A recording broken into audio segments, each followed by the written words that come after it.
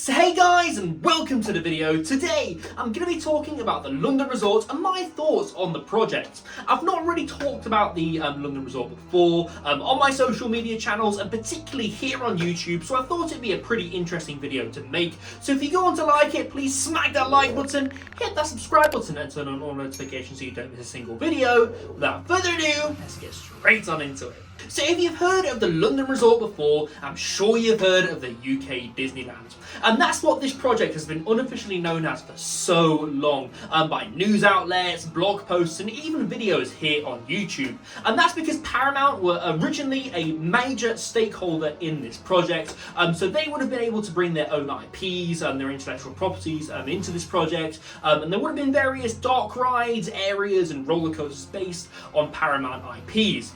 So I wanted to kick this video off with a bit of history in regards to the London Resort. The London Resort is set to be built on the Swanscombe Marshes in Swanscombe, Kent.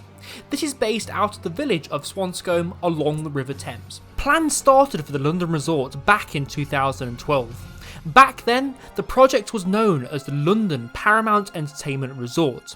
The park was originally going to open in 2019, but due to environmental concerns in 2017, Paramount pulled out. Then, both ITV and BBC announced they were going to get involved and hoped to bring their own intellectual properties into the project. The project was pushed back.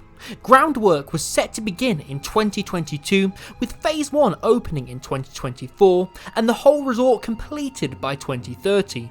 The resort submitted their official DCO application for the project in December 2020. DCO stands for Development Construct Order and is granted by a government department or organisation.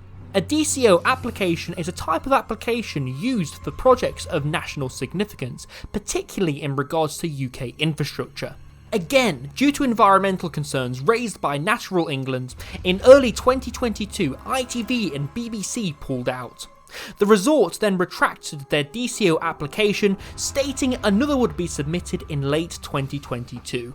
So there we go then, there is a brief history of the London Resort. I thought it was important creating a section on the history of the London Resort, as going into my thoughts and opinions. A lot of it's going to be based off of what could have been, for instance, and obviously there's a lot more that I didn't cover within that history section because I didn't think it was important. I only covered the important bits. Wouldn't it have been cool though if BBC held their stake still within the London Resort? We could have had a Mack Extreme spinning coaster themed Doctor Who. A guy can dream, can't he? But yeah, after reading the history about it, I don't think the London Resort is going to happen on the same scale that they originally planned it to be, because if you go back and you look at the Wikipedia page, for instance, or you look at any news article in regards to the plans for the London Resort, you can see roller coasters, pretty sure there's dark rides on the plans, there's what looks to be a RMC roller coaster, there was even a wing coaster planned that was actually named by the park itself, that was going to be in the base camp area of the London Resort. That was going to be themed to dinosaurs. So you know, there's so much in the plans for this, but I just think it's all a bit too ambitious. Before doing my research, a lot of my thoughts were, where is this money coming from? I still think that money would have been an issue, to be honest with you, because on the scale that they wanted this park to be at, particularly with in regards to the size and the attractions in it, it just would have been impractical. It would have, particularly if you want things like a B&M wing coaster in there. That's going to cost you a couple of million.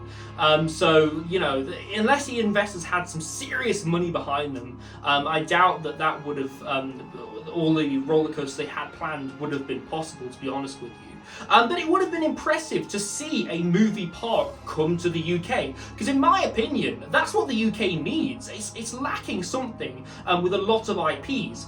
Yes, you have Thorpe Park, and you have IPs like Black Mirror, that saw the ride, The Walking Dead, but you don't have a movie park that's based off of movie IPs, like Movie Park Germany, and even the Universal parks over in Orlando, Disneyland. You just just don't have anything like that in the UK, and I feel like that's what the UK is screaming out for at the moment. So do I think the London resort is going to happen? Yeah, I do think the London resort is going to happen, but again, not on the same scale that they want this to happen at. You've got to think at this stage, investors will be raising eyebrows.